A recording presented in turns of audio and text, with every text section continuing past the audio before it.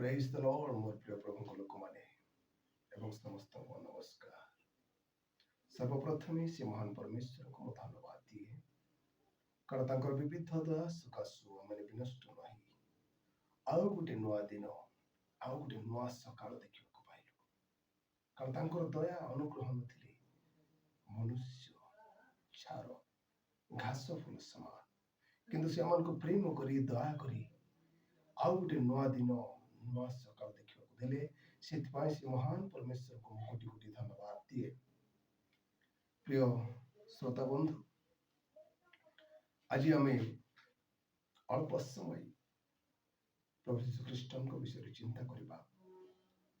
ଆଉ ପ୍ରଭୁ ଯୀଶୁ ଖ୍ରୀଷ୍ଟ ଜଗତରେ ଥିବା ସମୟରେ କୌଣସି ପାପ କରିନଥିଲେ ବୋଲି ପବିତ୍ର ଧର୍ମଶାସ୍ତ୍ର ବାଇବେଲରେ ସ୍ପଷ୍ଟ ଭାବରେ ଉଲ୍ଲେଖ କରାଯାଇଛି। ଏବଂ ପ୍ରଭୁ ଯୀଶୁ ଖ୍ରୀଷ୍ଟଙ୍କ ସ୍ୱଭାବ କି ପ୍ରକାର ଥିଲା ସେ ବିଷୟରେ ବାଇବେଲରେ ସୁନ୍ଦର ଭାବରେ ବର୍ଣ୍ଣନା କରାଯାଇଛି। ଆମେ ଯଦି ପଢିବା ପ୍ରଥମ ପିତର 2 ଅଧ୍ୟାୟର 22ରୁ 25 ପର୍ଯ୍ୟନ୍ତ, ଆଉ ସେଠାରେ ସୁନ୍ଦର ଭାବରେ ବର୍ଣ୍ଣନା କରାଯାଇଛି। ଆଉ ମୁଁ ପଢିବାକୁ ଚାହେଁ, ମୁଁ 22 ପଦ ପଢିବାକୁ ଚାହେଁ। ସେ କୌଣସି ପାପ କଲେ ନାହିଁ। ଆଚ୍ଛା, ପାପ କହିଲେ ଆମେ କଣ ବୁଝୁଛୁ? କଣ କଲେ ପାପ ହୁଏ ବୋଲି ଆମେ ଭାବୁଛୁ? ପରମେଶ୍ୱରଙ୍କର ଆଜ୍ଞାକୁ ପାଳନ ନ କରିବା ହେଲା ପାପ। କିନ୍ତୁ ପ୍ରଭୁ ଯୀଶୁ ଖ୍ରୀଷ୍ଟ ଏ ପୃଥିବୀରେ ଯେତେ ବର୍ଷ କାଳ ରହିଲେ, ସେତେ ବର୍ଷ ପର୍ଯ୍ୟନ୍ତ ପରମେଶ୍ୱରଙ୍କର ଆଜ୍ଞା ଗୁଡ଼ିକୁ ଉତ୍ତମ ଭାବରେ ଅକ୍ଷରେ ଅକ୍ଷରେ ପାଳନ କରିଥିଲେ। କିନ୍ତୁ ବର୍ତ୍ତମାନ ସମୟରେ ପିତା ମାତାର କଥା ନିଜର ପୁଅ ଝିଅ ମାନେ ବା ନିଜର ସନ୍ତାନ ସନ୍ତତି ମାନେ ଶୁଣି ନଥାନ୍ତି। ଖ୍ରୀଷ୍ଟୀୟ ପରିବାରର ସନ୍ତାନ ମାନେ ହେଇକି ମଧ୍ୟ ପିତା ମାତାଙ୍କର ଅବାଧ୍ୟ ହେଉଛନ୍ତି। କିନ୍ତୁ ପ୍ରଭୁ ଯୀଶୁ ଖ୍ରୀଷ୍ଟ ପରମେଶ୍ୱରଙ୍କର ପ୍ରତ୍ୟେକଟି ଆଜ୍ଞାକୁ ତାଙ୍କର ଶେଷ ନିଶ୍ୱାସ ପର୍ଯ୍ୟନ୍ତ ଅକ୍ଷରେ ଅକ୍ଷରେ ପାଳନ କରିଥିଲେ। ଆଉ ପ୍ରଭୁ ଯୀଶୁ ଖ୍ରୀଷ୍ଟ ପରମେଶ୍ୱରଙ୍କର ଆଜ୍ଞାକୁ ସଫଳ କରିବା ପାଇଁ କୃଷ କାଠ ଉପରେ 3ଟି ମେଖରେ ଝୁଲି ନିଜର ପ୍ରାଣ ତ୍ୟାଗ କରିଥିଲେ। ଆଉ ସେଇ 22 ପଦର ତଳକୁ ଲେଖା ଅଛି, କିଅବା ତାହାଙ୍କ ମୁଖରେ କୌଣସି ଛଳ କଥା ନଥିଲା। ଅର୍ଥାତ୍ ପ୍ରଭୁ ଯୀଶୁ ଖ୍ରୀଷ୍ଟ ଜଗତରେ ଥିବା ସମୟରେ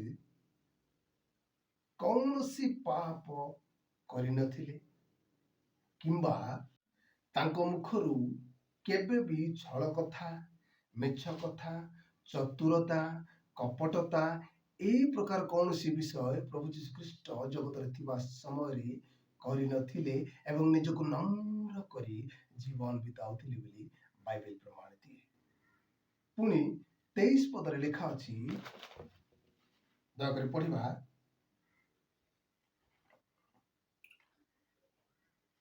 ସେ ନିନ୍ଦା ପାଇବା ସମୟରେ ଫେରି ନିନ୍ଦା କଲେ ନାହିଁ, କି ଦୁଃଖ ଭୋଗ କରିବା ସମୟରେ ପ୍ରତିହିଂସା କରିବାକୁ ଭୟ ଦେଖାଇଲେ ନାହିଁ, କିନ୍ତୁ ନ୍ୟାୟ ବିଚାରକର୍ତ୍ତାଙ୍କ ହସ୍ତରେ ସମସ୍ତ ବିଷୟ ସମର୍ପଣ କଲେ ବୋଲି ଲେଖା ଅଛି।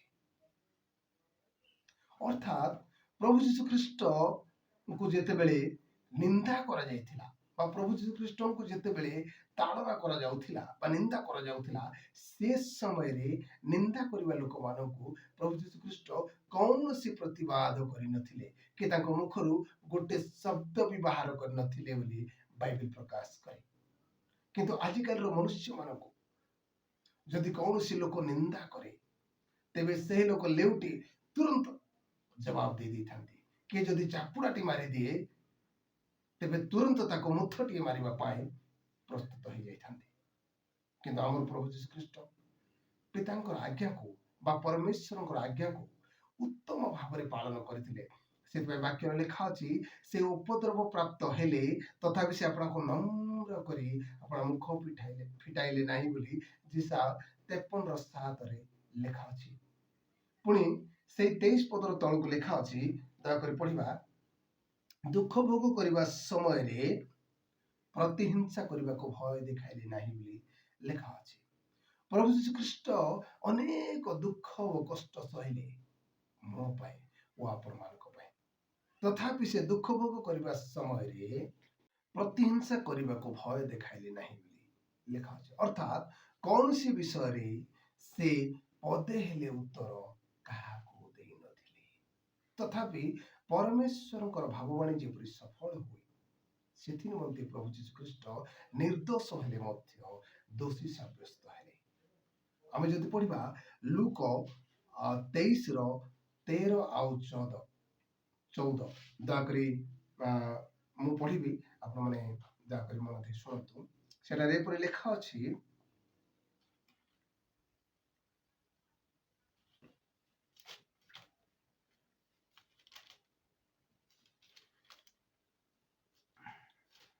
ଦୟାକରି କ୍ଷମା କରିବି, ଡେରି ହେଇଗଲା କାଢିବାରେ। ଏଉତାରେ ପିଲାତ ପ୍ରଧାନ ଯାଜକ, ଅଧ୍ୟକ୍ଷ ଓ ଜନସାଧାରଣଙ୍କୁ ଡାକି ଏକତ୍ର କରି ସେମାନଙ୍କୁ କହିଲେ, ଏ ଲୋକ ସାଧାରଣଙ୍କୁ ବିଦ୍ରୋହୀ କରୁଅଛି ବୋଲି ତୁମେମାନେ ଏହାକୁ ଆମ୍ଭ ନିକଟକୁ ଆଣିଥିଲ। ଆଉ ଦେଖ, ଆମ୍ଭେ ତୁମ୍ଭମାନଙ୍କ ସାକ୍ଷାତରେ ଏହାକୁ ପ୍ରଶ୍ନ କରି ତାହା ବିରୁଦ୍ଧରେ ତୁମେମାନେ ଯେ ସମସ୍ତ ଅଭିଯୋଗ କରୁଅଛ ସେପରି କୌଣସି ଦୋଷ ଏଠାରେ ପାଇଲୁ ନାହିଁ। ଯୀଶୁ ଖ୍ରୀଷ୍ଟ ଜଣେ ବିଦ୍ରୋହୀ ବୋଲି ଯିହୁଦୀ ଲୋକମାନେ ତାଙ୍କୁ ଦୋଷୀ ସାବ୍ୟସ୍ତ କରିଥିଲେ, କିନ୍ତୁ ଯୀଶୁ ଖ୍ରୀଷ୍ଟ କୌଣସି ବିଦ୍ରୋହ କରିନଥିଲେ କିମ୍ବା ପାପର ଲେଶ ମାତ୍ର ତାଙ୍କଠାରେ ନଥିଲା ବୋଲି 2 କରନ୍ତି 5:21 ଲେଖା ଅଛି। ଆଉ ତାହା ବାଇବେଲ ପ୍ରକାଶ କରେ। ଯେଶାୟା 53:9 ଲେଖା ଅଛି,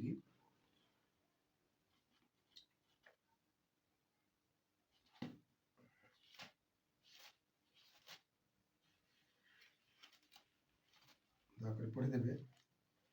ସରି, ମୁଁ ପଢି ଦଉଛି।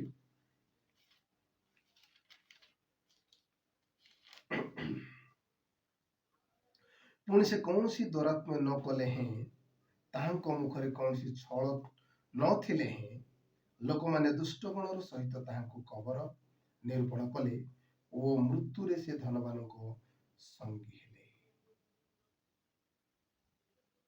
ଦେଖନ୍ତୁ, ଲେଖା ଅଛି, ପୁଣି ସେ କୌଣସି ଦୌରାତ୍ମ୍ୟ ନ ହେଲେ ଓ ତାହାଙ୍କ ମୁଖରେ କୌଣସି ଛଳ ନଥିଲେ ହେଁ, ଲୋକମାନେ ଦୁଷ୍ଟ ଗୁଣର ସହିତ ତାହାଙ୍କୁ ଖବର ଦେଲେ। କାରଣ ଆମେ ଯେତେବେଳେ ଯେପରି ପାପ ପ୍ରତି ଆମମାନଙ୍କର ପାପ ବା ଆମେ ଯେପରି ପାପ ପ୍ରତି ମୃତ ହୋଇ ଧାର୍ମିକତା ଜୀବନ ଯାପନ କରୁ, ଏହି ନିମନ୍ତେ ସେ ଆପେ କ୍ରୁଶରେ ଆମମାନଙ୍କର ପାପ ବହନ କଲେ। ତାହାଙ୍କ ପ୍ରହାରରେ ଆମେ ସମସ୍ତେ ସୁସ୍ଥ ହୋଇଅଛୁ କେବଳ ଆମମାନଙ୍କର ପାପର ଦଣ୍ଡରୁ ଉଦ୍ଧାର କରିବା ନିମନ୍ତେ ପ୍ରଭୁ ଯୀଶୁ ଖ୍ରୀଷ୍ଟ କ୍ରୁଶ ଉପରେ ନିଜ ରକ୍ତ ଝରାଇ ମୃତ୍ୟୁବରଣ କଲେ। କାହିଁକି ନା ଦିନେ ଆମମାନେ ମେଷତୁଲ୍ୟ ବିପଦଗାମୀ ହୋଇଥିଲୁ, କିନ୍ତୁ ପ୍ରଭୁ ଯୀଶୁ ଖ୍ରୀଷ୍ଟ ଆମମାନଙ୍କର ସମସ୍ତ ପାପକୁ କ୍ରୁଶ ଉପରେ ତାଙ୍କର ପବିତ୍ର ରକ୍ତ ଦ୍ୱାରା ଧୋଇ ଦେଇଅଛନ୍ତି। ସେଥିପାଇଁ 1 ତିମୋଥୀ ତାର 1:15 ଲେଖା ଅଛି, ପାପୀ ମାନଙ୍କୁ ପରିତ୍ରାଣ କରିବା ନିମନ୍ତେ ପ୍ରଭୁ ଯୀଶୁ ଖ୍ରୀଷ୍ଟ ଯେ ଜଗତରେ ଅବତୀର୍ଣ୍ଣ ହେଲେ, ଏହି ବାକ୍ୟ ବିଶ୍ୱାସ ଓ ସର୍ବୋତ ଭାବରେ ଗ୍ରହଣ ଯୋଗ୍ୟ। ଏଣୁ 1 ଜୋହନ 1:9 ଅନୁଯାୟୀ ଯଦି ଆମ୍ଭେମାନେ ଆପଣା ପାପ ସ୍ୱୀକାର କରୁ, ତେବେ ସେ ଆମମାନଙ୍କର ପାପ କ୍ଷମା କରିବାକୁ, ସମସ୍ତ ଅଧର୍ମରୁ ଆମମାନଙ୍କୁ ପରିଷ୍କାର କରିବାକୁ ବିଶ୍ୱସ୍ତ ଓ ନ୍ୟାୟବାନ ପରମେଶ୍ୱର ଅଟନ୍ତି।